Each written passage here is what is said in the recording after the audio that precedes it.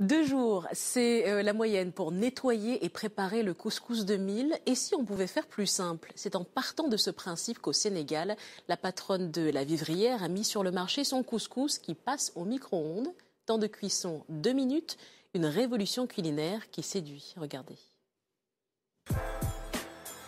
Au Sénégal, dans les supermarchés, au rayon céréales, les marques internationales se partagent l'espace avec une gamme typiquement africaine. À côté des traditionnelles farines de blé ou de maïs, du tiéré, du lalo ou encore du sungouf commercialisés sous la marque La Vivrière. Et à en croire le chef de rayon, ces produits s'arrachent comme des petits pains. Je commande sans arrêt, le produit ça sort vite, ça sort bien, donc voilà, il n'y a aucun client qui se plaint. Ni de la qualité, donc ni de... Voilà quoi, donc ce sont des produits qui passent vite, donc voilà. Je ne peux pas rester 2 semaines sans commander. Adja Koulibaly est la directrice commerciale de la marque La Vivrière. Elle fait le tour des grandes surfaces pour s'assurer que les produits de sa marque ne soient jamais en rupture de stock. Il y a quelques produits qu'on devrait renforcer. Oui. Parce que je vois que ça passe assez vite. Oui, effectivement. Franchement, c'est une gamme qui marche très bien. Oui. Ce sont mes grosses ventes, quoi. Des produits traditionnels africains à destination de la grande distribution, c'est la formule de La Vivrière. Une société sénégalaise pionnière dans l'industrialisation de produits à base de mil ou de niébé.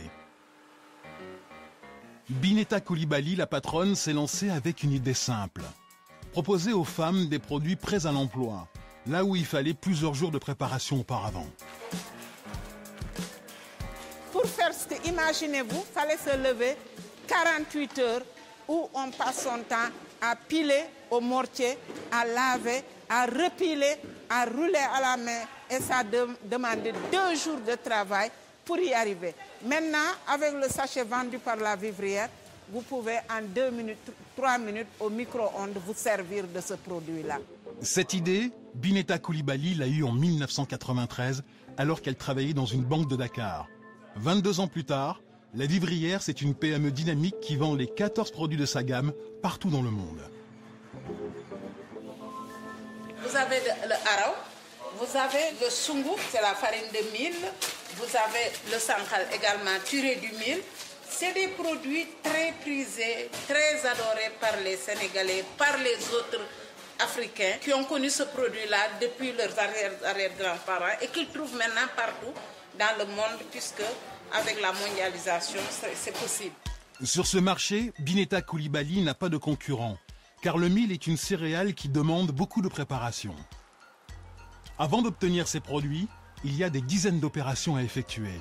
Alors, dès le départ, Bineta Koulibaly a essayé d'industrialiser au maximum la production. Voilà, la première machine que nous avons acquise en 1993. Imaginez-vous, elle marche encore et elle nous permet de décortiquer proprement le petit mil qu'on retire du mil brut et disons qu'on a acheté au fur et à mesure de nos possibilités financières. Pour équiper son usine, Bineta Koulibaly a dû adapter les machines, car aucun industriel ne propose de modèle destiné à fabriquer du mil. Mais à force de recherche, elle est parvenue à automatiser une grande partie de la production. Du tri des grains de mil à l'emballage, 80% du processus est réalisé par des machines. C'est pour séparer parce que quand le produit sort du couscoussier, c'est de gros blocs. Pourtant, certaines étapes sont toujours réalisées à la main, comme le roulage, indispensable pour réaliser le couscous.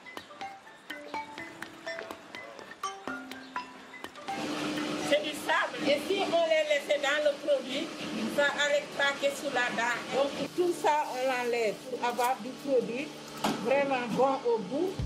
Comme personne avant elle n'avait tenté l'industrialisation de la fabrication du couscous de mil, Bineta Koulibaly n'a trouvé aucune machine capable de réaliser cette opération de roulage de façon satisfaisante. On a essayé, on a tenté, voyagé, cherché.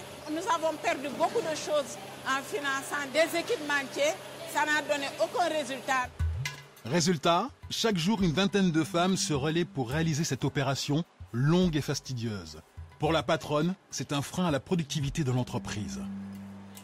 En arrivant à mécaniser, on va doubler, voire tripler, voire quadrupler notre capacité de production. Et en ce moment, on aura besoin de beaucoup de main-d'œuvre dans la commercialisation, dans la distribution. Ses carnets de commandes sont pleins, mais Bineta Koulibaly peine à répondre à la demande. Ses clients sont sénégalais, mais pas seulement. Ce matin, dans la cour de l'usine, les employés de Bineta remplissent un conteneur à destination de l'Europe. Ce conteneur va en Hollande et à Rotterdam. C'est un conteneur de 20 pieds avec différents produits de notre gamme. Et ces produits vont vers la diaspora, la population européenne qui a l'habitude de manger ces produits-là. Des conteneurs comme celui-là, Bineta Coulibaly en expédie un tous les 2 mois. Et c'est loin de suffire pour satisfaire ses clients. Mais la donne est en train de changer. Une entreprise lui a proposé de fabriquer une machine capable de rouler le mil spécialement pour elle. Bineta pourrait s'envoler bientôt pour la Chine afin de voir la machine fonctionner. Si elle est satisfaite, la patronne pourrait industrialiser toutes les étapes de production et partir à la conquête de nouveaux marchés en Afrique de l'Ouest. Vous y croyez, vous, à l'industrialisation des produits traditionnels africains ? Vous savez, pour moi, ce n'est pas une question de foi. C'est quasiment une certitude quand on voit ce qui est en train de se dérouler sur notre continent. Regardez les zones urbaines. Dans 20 ans, plus de la moitié de la population africaine vivra dans les zones urbaines. Or, ce qu'on note dans les zones urbaines, c'est un changement de mentalité. Pas simplement dans la consommation des biens culturels, mais aussi dans les produits alimentaires. Qu'est-ce qu'on observe dans ces capitales ? Eh bien, on observe que les Africains, les urbains, de plus en plus consomment ce qu'ils ne produisent pas. Oui. Et qu'en zone rurale, on produit ce qu'on ne consomme pas.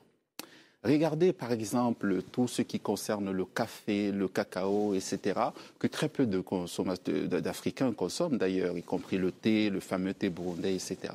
C'est essentiellement des produits de rente qui sont vendus à l'international, tandis que eh bien, la plupart des produits que vous allez trouver dans les grands magasins africains aujourd'hui sont des produits importés qui entrent en concurrence frontale avec ce qui est produit au niveau local. Justement, je suis en train de penser aux céréales du continent qui, on l'a vu, c'est pas du tout un jugement de valeur, mais sont plus longues, plus difficiles à préparer et qui ont tendance à être remplacées par le blé, par exemple, qu'on importe. Est-ce que c'est une fatalité ou est-ce qu'on peut faire quelque chose pour lutter contre ça ? C'est loin d'être une fatalité. Au début, c'est déjà une question de volonté politique.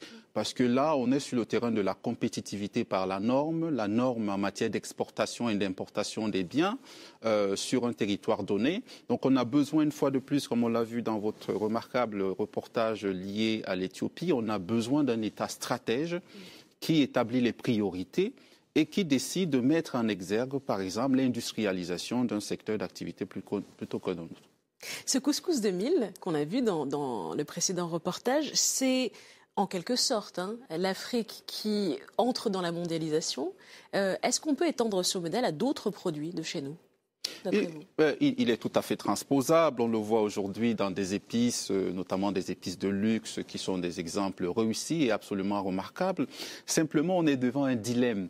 Pour nous, on considère que rentrer dans la mondialisation, c'est rentrer dans le tout industrialisation, alors que dans des capitales, d'ailleurs comme Addis Abeba, qu'on citait tout à l'heure, mais pas qu'Addis Abeba, regardez Accra, regardez aussi par exemple Nairobi, où les populations expatriées sont absolument ravies, par exemple, de consommer de la pizza au feu de bois. Donc on va être devant la nécessité d'une part d'industrialiser pour les masses de consommateurs qui gagnent moins, peu, et d'autre part, de garder toute notre africanité pour rester grandiose, suffisamment attractif aux yeux du monde. Voilà, de la crème des crèmes au niveau